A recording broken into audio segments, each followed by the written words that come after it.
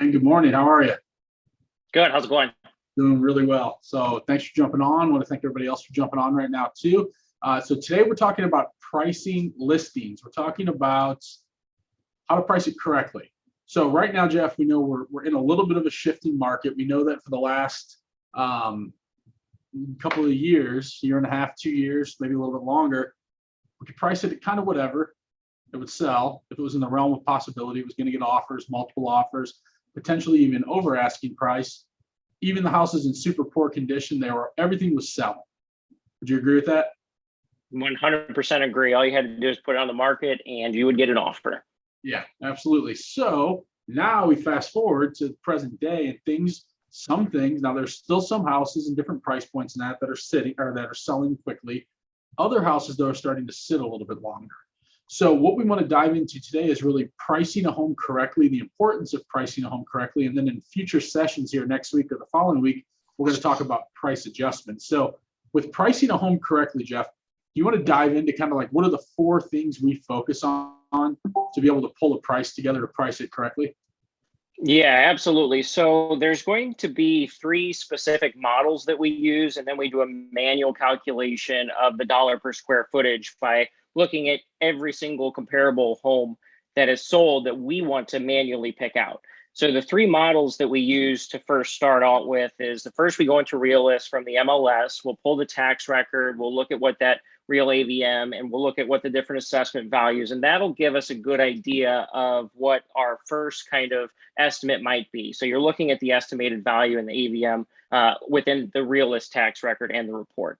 Now, the next model that we go to is through RPR. So that's something that as long as you're licensed, you have access to that model. We'll be able to pull the RPR RVM from whatever that specific house actually is. So now we have 2 different numbers. The third that we pull is from Zillow. That's going to be the most public facing. And the thing to remember with Zillow is that it's a good first place to start, but typically on average, this one is usually much higher than what the house will sell for.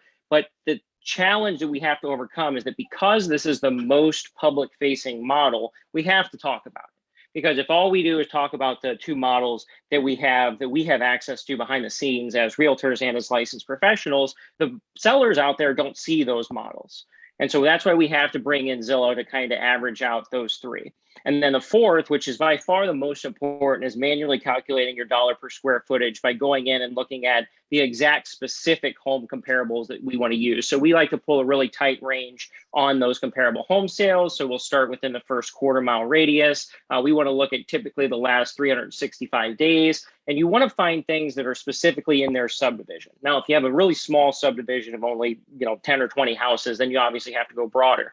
But if you've got subdivisions where there's hundreds of houses, that's definitely really good comparable information because it's all coming from the same place. And property values can vary drastically in some cases in locations based off of subdivision. So this is why it's extremely important to go through though and pick out the exact comparables that you want to use manually, because the other 3 models that I talked about, all those are doing is pulling an average dollar per square foot that has sold. It looks at the size of the houses, it looks at the sold properties, but it's only as smart as a computer system can be. That computer system has never been inside any of those houses. So they're using all the public available information to them that they can use within their algorithms to pull and figure out some random number to throw out there. And it may not be actually very relevant.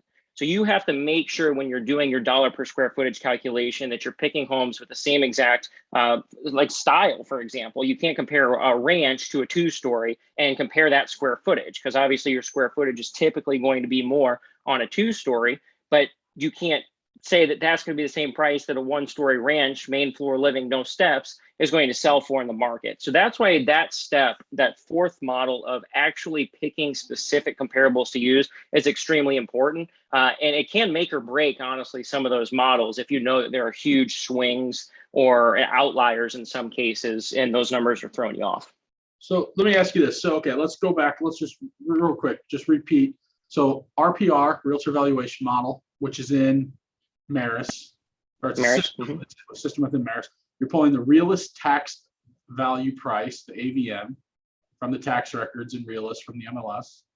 You're pulling the Zestimate, and the reason you're pulling the Zestimate is because it's general public facing. So when you go on an appointment, the seller might say, well, Zillow, even though we know the confidence score that Zillow has for the property is very low, typically in most areas, the seller might say, well, my estimate says 500,000.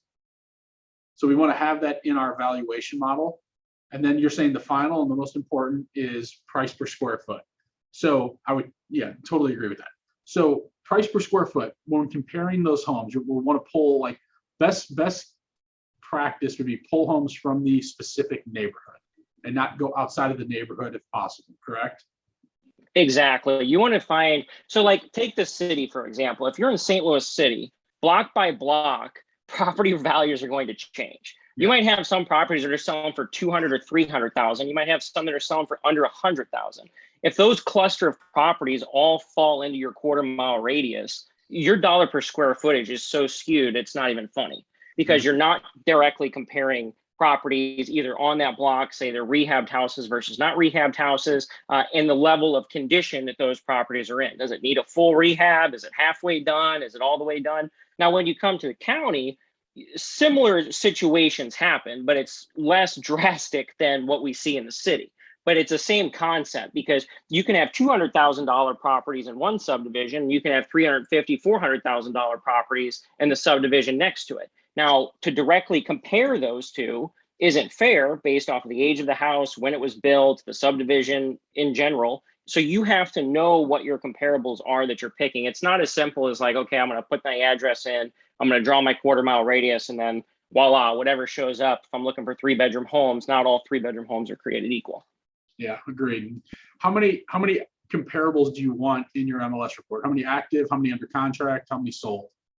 I want to find as many as I possibly can. Now, the issue is that back a couple years ago, we could probably find 5 actives, 5 pendings, 5 solds, easy. Yeah. Now we're finding like 1 active or 2 active and maybe 1 pending and then 10 sold. So you need to find, I'll say this, you need to find enough to be able to make the case that you can say you know what you're talking about, but you have to have, I would say, at least 5 sold properties in general, just to be able to go off on those. And the other thing that I've been getting in the habit of doing too, is I'll print on one sheet of paper all of the sold properties.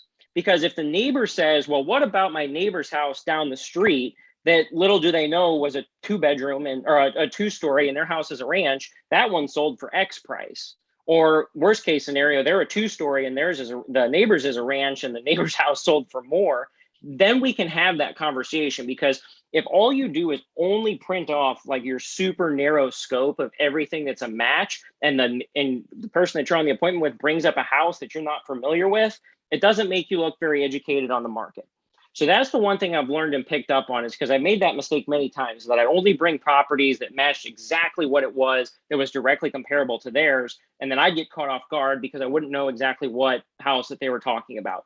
Now, when you print everything, you can go through and you can say, okay, well, the neighbor's house, yeah, they might have listed for 400,000, but they actually only closed for 350. Now you're swinging the tide of the conversation back to you being an expert and knowing your market and knowing that area really well. So that would be the one thing to do, is print everything that shows up first off in the last 365 days, have that kind of in your back pocket for when that conversation happens. It might not happen on the appointment, which if it doesn't, no big deal. But if it does, have that.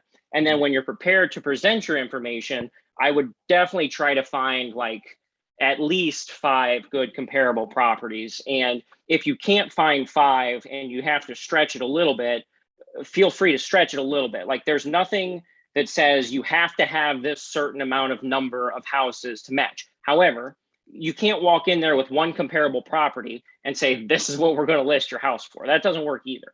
So you need some kind of sliding scale and range. So I would say you never want to go in with less than, call it 3 or 4. But if you've got 5, 6, 7, you're in great shape. If you've got more, awesome. But just make sure that you're not sitting there going through 10 houses that aren't relevant, right? It doesn't make sense to have 10 and have 5 of them be irrelevant. So in that case, don't bring stuff that's not going to help you. So that's, yeah, I find best practice is 5 active, 5 under contract, 5 sold. And if you get more than that, it starts to get it's just too much. It's too much data. To your point, knowing everything about that subdivision is very important. Knowing about all the past sales in the last year, even going back a little bit further, very important. And they don't have to be on your comparable report, but you have to have them and be knowledgeable about them in case the seller brings it up. So we did have a question, but he said, thanks for answering. It says, what do you do if you don't have 5 comparable properties to share with the seller? So you did answer. It's just, you need to find as many as possible. Yeah. Now, the other thing to do, so say you're in an area that might be like, sometimes this happens in rural areas, but this is also a bad example. But what I would do if you can't find 5, instead of a 1/4 mile radius, you can try to broaden things to a 1/2 mile radius. And then instead of 365 days, you can maybe go back a year and a half, or maybe go back 2 years if you're trying to focus in on a specific subdivision. Like it's all in relation to how many houses are directly comparable, like based off the subdivision and based off that area. So if you don't have 5, broaden the search to a 1/2 mile and then figure out if you need to go back a little bit further. Now, if you go back 2 years and you find a property that's sold, and we know home prices have gone up 20+% over the last 2 years, you need to be able to have that conversation, because a $300,000 house that sold 2 years ago could be a $350,000, $360,000 house today. Good point. Yeah. So be aware of that. If you're going back beyond 6 months or a year, pricing could look a little bit different today than it did back then. And another thing I see, a common mistake a lot of agents make, is that with their comparable report, they'll add in things like if there was a foreclosure in the neighborhood. So they're going to put that foreclosure that was in terrible shape. You know, it was just in awful shape, needed all new flooring, needed holes in the walls, the appliances were gone. You know, it just smelled terrible, needs a ton of work. That totally skews your price per square foot. So that's something to keep in mind too. When you're doing these pricing comparables, you need to really compare apples to apples type properties, similar condition. Don't throw a foreclosure in there that might have sold for $75,000 less, but needed $75,000 in updates, because that's going to totally throw off your numbers. And what's going to happen is your price per square foot is going to be significantly lower than what it should be. Your price is going to be way off.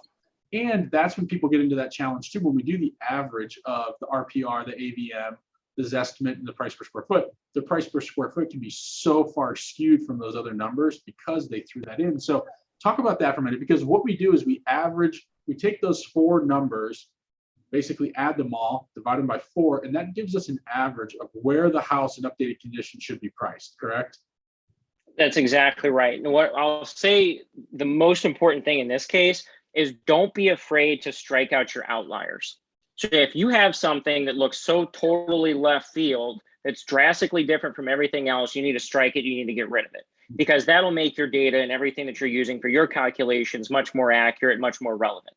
So this also applies to the models too, because if you have a model that's $120,000 different, higher or lower, right? Like that's an outlier. There's 3 models that are somewhat close together, but you've got one crazy outlier. Like you can strike that outlier, and maybe then you only average 3 of those models together. Make sure that you're still presenting it and you're saying, okay, this is what this model shows. This is why it's an outlier. We're not going to include it in our calculation. Then you can actually have a much more accurate number. So it's just as important to take things out than it is to include certain things if that information is wrong and it doesn't help you and it throws off your numbers. Yeah, great point. And so what do you do in that situation if you have, let's just say your price per square foot is significantly different than your other 3 models? So price per square foot, 75 grand off, some crazy number, 100 grand off. What do you do in that situation? Yes, so that's a very good point, because we see this a lot in new construction. New construction is very new. So these models aren't always very accurate whenever it comes to the 1-year-old house versus the 30-year-old house versus the 60-year-old house. Like typically it's not taking into account the age of these houses. It's going by square footage and what it sold for. So that's where you have to take into the external factors that are influencing the actual price of that specific house. And you have to be able to make changes on the fly. And whenever you get to the property, it could be as simple as getting to the property and you know that that property has just been rehabbed and it's the first rehabbed on the subdivision. Like you have to know that you're not comparing apples to apples. You're going to use everything else as a baseline. And whenever you talk to the seller about what you should list it for, then you have to tell the seller, we're testing the market. And you have to be confident in your delivery of that we are testing the market. Market's either going to accept the price or reject the price. And you're going to do your best to test it. Yeah. Now, that's not always what some sellers want to hear. However, if you can make the case for why these numbers may not actually be relevant to their specific house, they will trust you. That's going to build trust. That's going to build confidence, and you're going to get the listing because you're going to be able to have these conversations much more on a higher level than somebody that walks in and says, hey, here's 5 properties that sold around you. This is the dollar per square footage. This is what we should list it for. So if you can go deeper into why these numbers are relevant or why they aren't relevant in some cases, that's just as important. What I will say though is like, don't go so far deep into the weeds about every single little detail about every single property, because the longer that you drag that conversation out, the more likely you are to lose them. Agreed. So I think it's, so what I always teach too, it's super important to know everything about the properties. You should know everything backward and forward about those properties. And like we use a service called Cloud CMA, our team does, where when you guys go on the appointments, you're able to show them the interior photos, everything like that. That should be like 15 to 20 seconds on each of those properties. Short, sweet description about it. You should know everything about the property. In the event they start asking more questions about it, you can speak intelligently about it. That's why I always recommend too, the preview active comparables.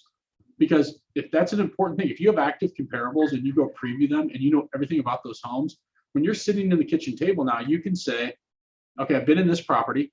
It's got this, this, this, this, this. I've been in this property. It's got this, this, this, this, this. I've been in this property. It's got this. That's sending a signal to the seller that, hey, this guy's a market expert. He knows my neighborhood. He's in touch with everything going on in my area. So spend 10 minutes previewing each of those properties. If you have 5 of them, it's going to take you an hour. Go preview those properties and get to know them really well. Because I also think that helps with from a pricing standpoint too. So what happens, Jeff, when you walk into a property, you've got a predetermined price. Let's say you pull your 4 numbers, price per square foot's $525. All the rest of them are $500, give or take. Well, you walk into the property and so an updated fair condition, this thing should be around $520, $525, something like that. But you walk in and you thought you're under the assumption it had a finished lower level, which all the other comparables did, and it doesn't, because it hasn't been on the market in a long time, but I don't know. And also like the condition's terrible. It's all original stuff and all of your comparables are updated bathrooms, updated kitchens, and yours is like builder grade basic, hasn't been touched in 25 years. How do you then show that number and then say, well, wait a minute, your house is actually worth less? Right. Okay. So this is a fun conversation to have because most of the time, when the numbers of what we prepare for, something in that house is different. So that's whenever I walk through the door, that's what I'm trying to figure out. What is different about this house and the numbers that I know I'm going to present to them?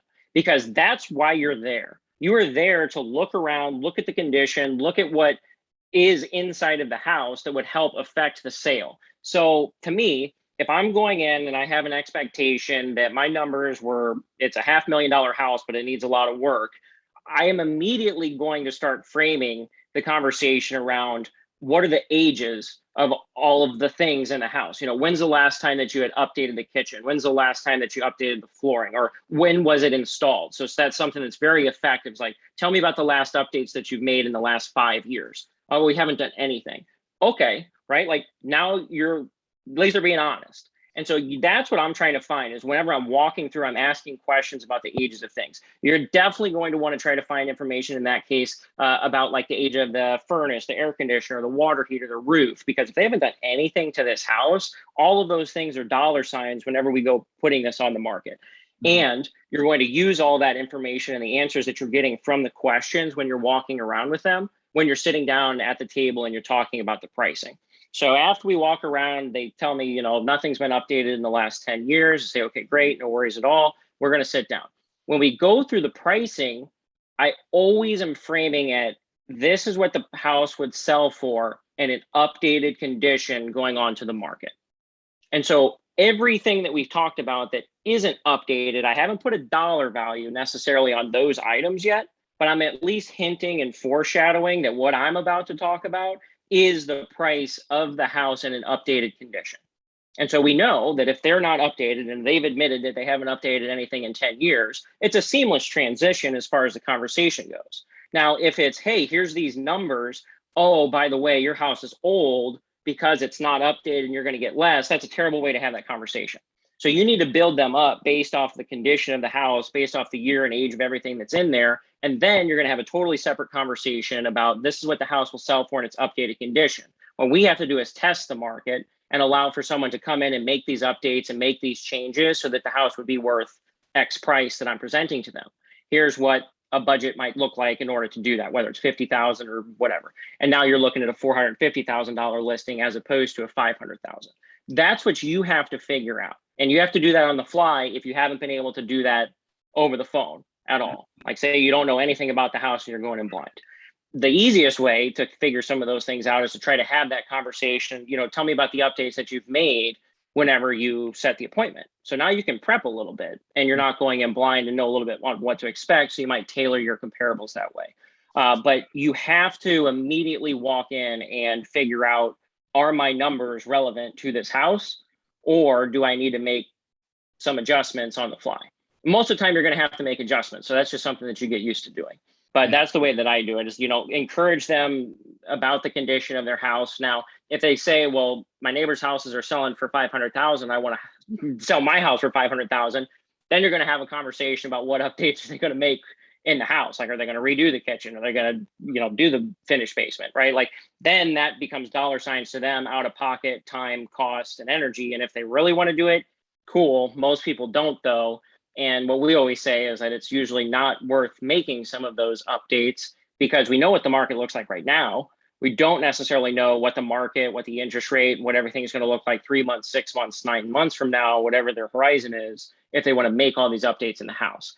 And there's no guarantee that after they make those updates on the house, that they're actually going to get that money back out. And so for me, I frame the conversation that way of, we want to protect your investment, any money that you're putting into this house, we want to make sure that you get out. So it's definitely a multi-step conversation, but most of the time things are not as you prepared them. So you have to be able to adjust on the fly. Now, are you too? Yeah, those are great points. And are you seeing that as you're going through kind of your cloud CMA and that, and you're talking about the other properties, the comparables? Now, let's just say the house you're in, they want 500,000. Updated fair market condition is worth 500,000, but it's got, again, like builder grade cabinets, 25 years old, vinyl floors, carpet, all builder grade stuff. Bathrooms haven't been touched. All of the houses that are comparable are 42-inch cabinets, updated granite, hardwood floors, updated bathrooms, new appliances, all of that stuff. So as you're going through that, new HVAC, new roof, all right? And you're saying that, okay, this property, it's a 4-bed, 2-bath, 3,600 square feet, whatever it is, right? It's got updated kitchen, 42-inch cabinets, granite, updated bathrooms, new HVAC, new roof. As you're pointing those things out, are they self-discovering and being like, oh, wait a minute, and they can see the photos of the house too through your cloud CMA report? Are they starting to self-discover and thinking, like, have people ever been like, yeah, maybe we can't get 500? 100%, because that's where you've got them when they say, yeah, I know the next person needs to put some money into this house in order to update it, right? Like, you've got them right there, because then they've self-discovered that, okay, I'm not a fully updated house. I don't look like all these houses in the pictures. I don't have the nicest upgrades compared to some of these other properties. That's when you've effectively had that conversation. It's when they say, well, my house is worth whatever the price is still, that you didn't get them. Like, you didn't do something in there to convince them that their condition is different than the comparables. And so whether that's going through and breaking down step by step, like you said, talking about size of cabinets, talking about it room by room, like talk about the kitchen, talk about the flooring, talk about the systems. Like, you've got to break those things down for them to self-discover. But most reasonable people do. And that's the nice thing, is that as long as you're presenting the facts and you're presenting the data, the convincing is through that. And when you talk about it in a way that is matter of fact, as opposed to your opinion, none of this is my opinion. It's not my opinion what the size of the cabinets were in the house, in your neighbor's house that sold for whatever the price was, right? Like, that's a fact. Right. Yeah. And so that's what you want to focus on, is these are the facts. This is what the market accepted. And at the end of the day, it's all about testing the price anyway. So that's where you go with it. You have to test the price. We'll know within the first week if the market's accepting that price or rejecting that price based off the number of showings that we have on your property. And then you go from there. Yeah, great point. So something too, like when we put, our team puts that report together, as far as the four whatever you want to call it, this estimate, the AVM, the RPR, and price per square foot. Now, what happens if you've got that number? Let's say it's 500,000. You sit down with the seller and you say, Mr. Seller, I've got some pricing information I'd like to share with you. Before I get into that, do you have a price in mind you'd like to get for their house? And they say 600 grand. Your price is showing 500. Do you show them those numbers first, or do you dive into comparables first and start showing them the comparable properties? I'm going to ignore what they just said, and I'm going to start the presentation because it's irrelevant at that point. If I know that you are so far off, I know I've got work to do. Otherwise, I'm not going to get that listing, right? So now this is a me thing. It's awesome that you want 600 for your house. I'm not the one that's going to list it for 600, right? So I know I'm not the right fit if we're sitting at $500,000, and that's where our numbers are showing you want $100,000 over that, right? So now I know that I need to make a really good case of what we should list this house for, because it's awesome that they want 600. They probably want 700 too. Yeah. But the reality is, what are we going to sell this for? And that's what we're there for, is to tell them what the fair market value is, what we would do whenever we put it on the market, and convince them, that the fair market value is not 600. It's actually closer to 500 or 525 or whatever. Mm-hmm. And say in that case, it's really 500. We get them down to 525. Then I'm going to say, we still have to test the market at this price. That would be the highest price that a home in your neighborhood and subdivision has sold for. So we are testing the highest limit of what anything has ever sold for in your neighborhood. Are you okay with that? And if they say yes, okay, cool, fine. We will know within the first 7 weeks if the market is accepting this price or if the market is rejecting this price. If the market rejects the price, 7 days. What's that? 7 days. No, you said weeks. Yeah, 7 days. Oh yeah, sorry, 7 days. So 1 week, within the first week, if we don't have any showings on this property, we know that the market could be rejecting our price by 10% or more. And that's just something you've got to start preparing. Like, you're planting the seeds to have those price adjustment conversations if you know that you're taking a listing high. You don't want to take the listing high if at all possible, because it does no one any good. You're wasting your time on an overpriced listing. The seller's disappointed and upset that they're not getting showings because the market's rejecting the price. At the end of the day, everybody's wasted time and money because it didn't sell, especially if you didn't have a good job of preparing them for an adjustment because you knew going into it that it was a little bit high. So yes, it's all about how you set up your next steps after that. But for me, most of the time, a lot of sellers will say, well, that's why you're here. It's like, to give me a price. Like, awesome. Like, that's perfect. That's what you really want. Like, yes, you're exactly right. That's why I'm here. Let's get started. And those are the best ones to work with because they usually listen to you. It's sometimes it's more difficult if, they looked on Zillow and they saw their neighbors' houses are listed at a certain price, and those houses have all been on the market for 2 or 3 weeks and haven't sold yet, but that's what they're comparing the price to. Right. Mm-hmm. So now you've got a little bit of work.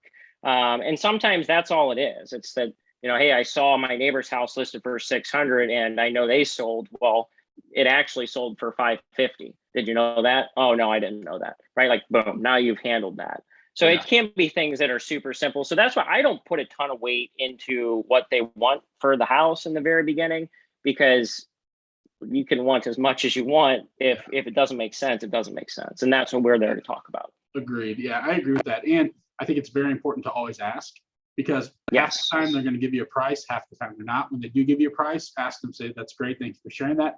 How did you come up with that number? Well, I saw it on Zillow. Or my neighbor's house, to your point, sold for 600 grand, but maybe the house didn't sell for 600. They just heard it did. So always ask if they have a price in mind. Half the time they're going to say, that's why you're here. You're absolutely right. I put some pricing information together. We're going to go over. Half the time they're going to give you a price. Ask them how they came up with that price. Then if you're in the realm of possibility and where your pricing is and where their head's at. So very important questions to ask. What else anything else you want to add in on pricing? Because right now I think pricing is more important not more important than ever before. It's more important than it has been in the last 2 years. That's for sure. So this is a skill set, and you can crush your listing presentation and get into great rapport with people, and you can have them sold on working with you from your listing presentation. And once you get into pricing, if you blow it there, or if they say, I want 700,000, your comps are showing 600, you share with them, it should be 600, you share with them why, and then you say, okay, let's just test it at 700, they're going to lose confidence in you. That's way too big of a gap. But if they want 610 and you say, okay, let's test it at 610 and your comps are showing 600, no big deal. But they're going to lose confidence and start thinking, like, does this person really know what they're doing? So pricing, listings can be won and lost on pricing. It's not just about the presentation.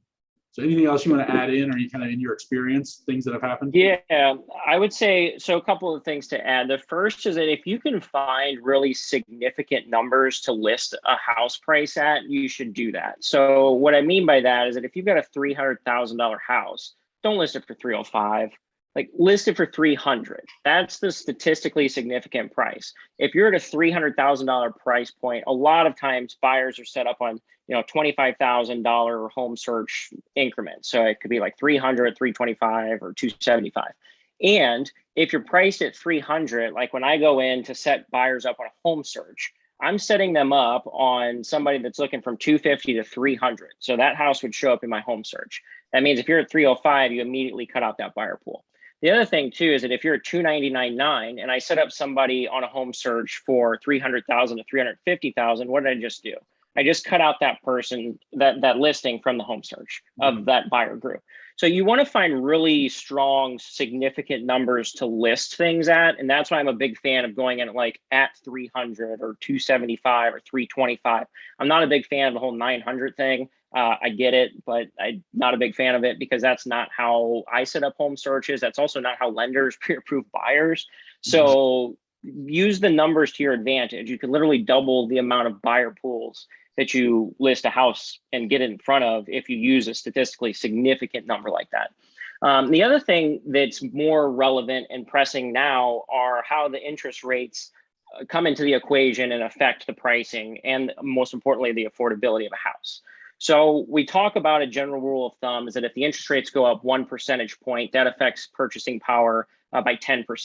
So if you use an example of a $300,000 house, if I'm a $300,000 house and it's a year or two ago and my interest rate's 3%, I can afford $330,000. I might even be able to afford $360,000 on that house because my interest rate is so low at 3%.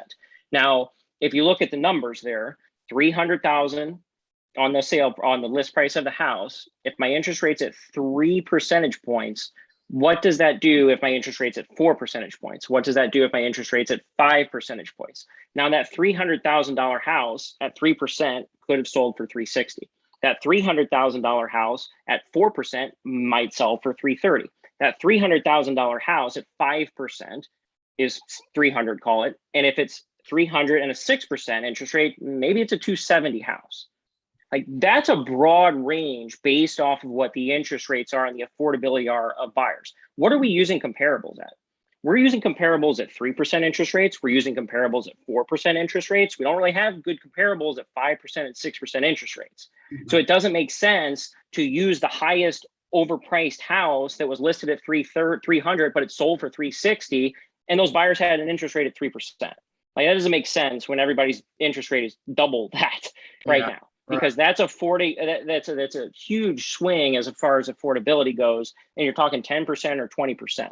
So that's one key thing that I've been looking at is that if I see something that's sold or listed for 300, but it's sold for 360, it doesn't necessarily mean that I should use comparables at 360 because your interest rates were drastically different at that point in time, and your buyers could afford more and have literally the exact same monthly payment.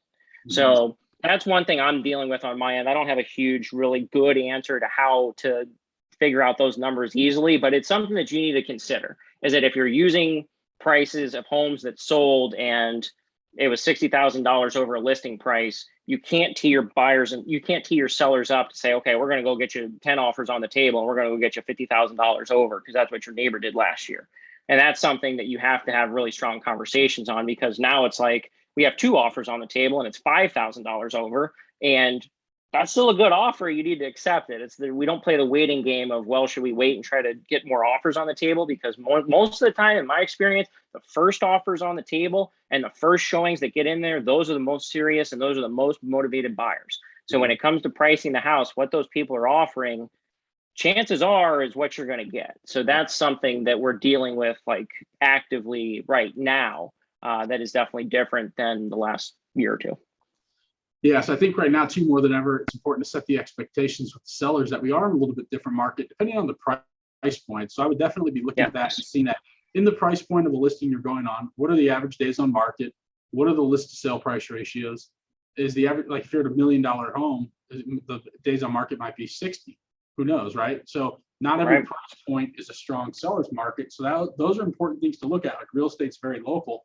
You need to look at the price ranges of the listings you're going on and looking at the data specific to that, not the whole MLS or the whole broad market in a sense. So I think there are a lot of things like that that are very important that will really help you in pricing. But I think overall, from what Jeff shared today, that gives you a general idea of just using that 4 model works really well to give you a basic idea. And typically in our experience, that number that you get when you average those 4 numbers out is going to get you within 1 to 2% of the sale price. So it's 500 grand, it's going to get you within 490 or 510, plus or minus 1 to 2%, typically, if the house is in updated fair market condition.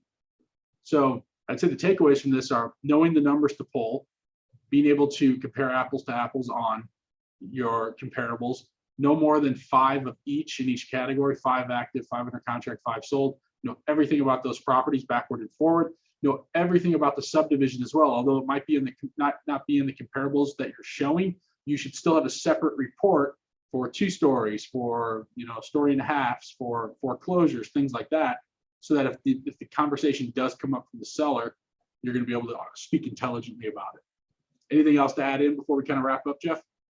No, I think those are all extremely important places to start. And the reality is you'll get better at it the more houses that you see. And that's why it's extremely important to go see properties and then wait 30 days later to see what it actually sells for. Or if the property that you went to go see in preview is still on the market 30 days later, you're going to know that that property is overpriced. And that's one thing that helped me tremendously in the very beginning. And that's what I would do on the weekends. I would go preview 10 houses just around my area, around my neighborhood, and I would go look at them. I'd just write them down on a list. I would keep track of them. I'd say, oh, I've been in that property. I knew what it looked like. I knew what it listed for, and then I would know what it sold for. And that's how I learned the market around me. And that's the key thing in the very beginning. You need to go look at as many houses and properties as you possibly can in order to get a good idea of what they're going to sell for. And the only person that's going to benefit from that is you. And it's going to make all of your conversations a million times easier with sellers, especially the ones that are around your area when you go on appointments and you can say, yep, I've been in that house. It looked like XYZ and it sold for XYZ. So go preview houses. Definitely that helped a ton in the very beginning. So go preview 10 houses this weekend. Yep, there you go. Great point. Yeah, great tip. All right, my man. Well, I appreciate you being on. There's no other questions popping in, so we'll wrap it up here. But thank you so much for being on. There's a lot of great information. We appreciate it.